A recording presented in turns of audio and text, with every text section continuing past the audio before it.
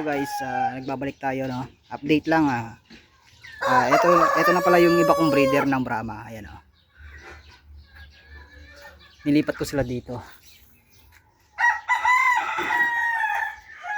Ayan. Ayan sila guys, oh. Ayan.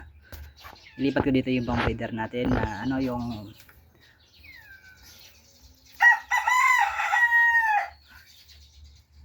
gold partridge, yung blue, saka yung mga white natin, nandito sila. Apat yung white dito. Ito isa nasa pugad, ayun. Kasi nag-iitlog na. Kaka-inject lang din natin last week ng ng B-complex sa kanila, no. Tapos nagpurga na rin tayo. Preparation natin. Ayan, yan sila.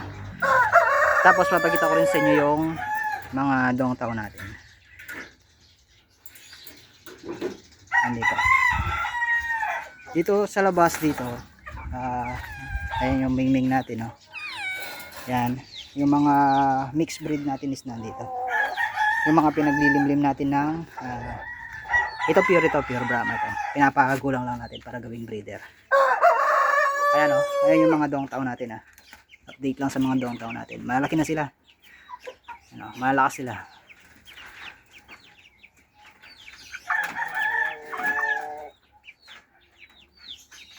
Hindi ko lang alam kung kung parang dalawa yung row natin, hindi ko sure. Parang ito, parang row ito.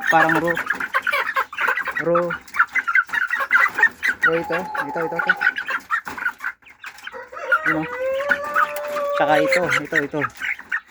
Ito parang row ito, ayan. Tapos parang row din ito.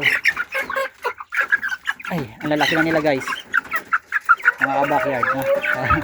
Ay, kahirap naman. Yan. Ito, diba? Row yata yan.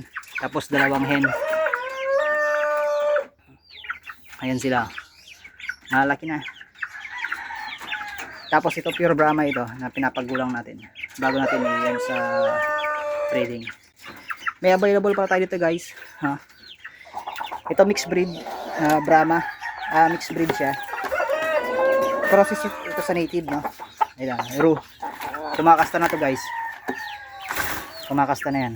Ayan, yung kung kursunado nyo guys, pwede nyo kontakin dun sa dun sa FB page, MD Backyard, no. Ayan. Doon sa may gusto, available yan. Pang upgrade sa mga native nyo. Ayan, malaki yan. Tapos yung mga hen natin dati dito, namisa na sila, no, na hindi ko na na-videoan. Bali na benta na yung mga nila, sisiw. Then pati yung ating ito yung old area natin ng mga breeder natin. Nandito yung mga mottled. Yung row natin na buff. Ayan. Tapos yung hen. Ay, nasa pugad pala yung hen natin na buff. Ayan, nung nakaraan nandyan yung naglilimlim yung mottled dyan na Brahma. Namisa na siya pero yung nabenta ko na rin. Hindi ko na lang na videohan kasi medyo na-busy tayo, no. Ayan. Bali hiwa-hiwalay ko yung mga hen natin para tumaas yung fertility rate natin, no?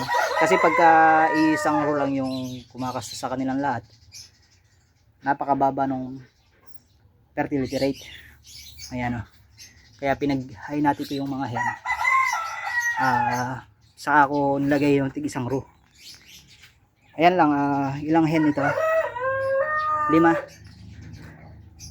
hen dito at saka isang row.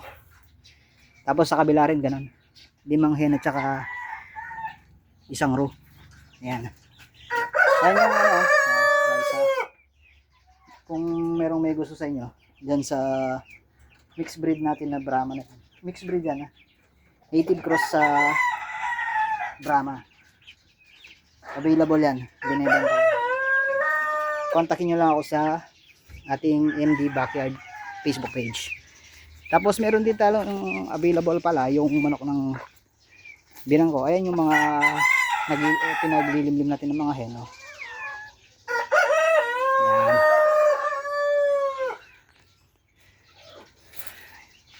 Ito yung kabilang breeding cage na meron ding 5 hen sa isang room. Tapos dito naman yung available, ayan. Mga mixed breed din to. Ayan, 5 sila. Sa tingin ko parang ano yan. Parang mga hen. Ayan, 5. Available yan. Nasa tigwa 1 month old na sila. Doon sa mga may gusto, contact niyo lang ako sa pwede ko kasi yan sa aking Facebook page na MD Backyard. Then meron din dito. Ito dalawang hen. Ayan, malaki na rin sila. Ayan. Malaki na yan, guys. Dalawang hen. Ayan, oh. Nasa 2 months na to.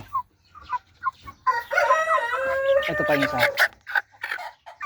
Ayan, guys. Ayan. Diba? Maganda yan.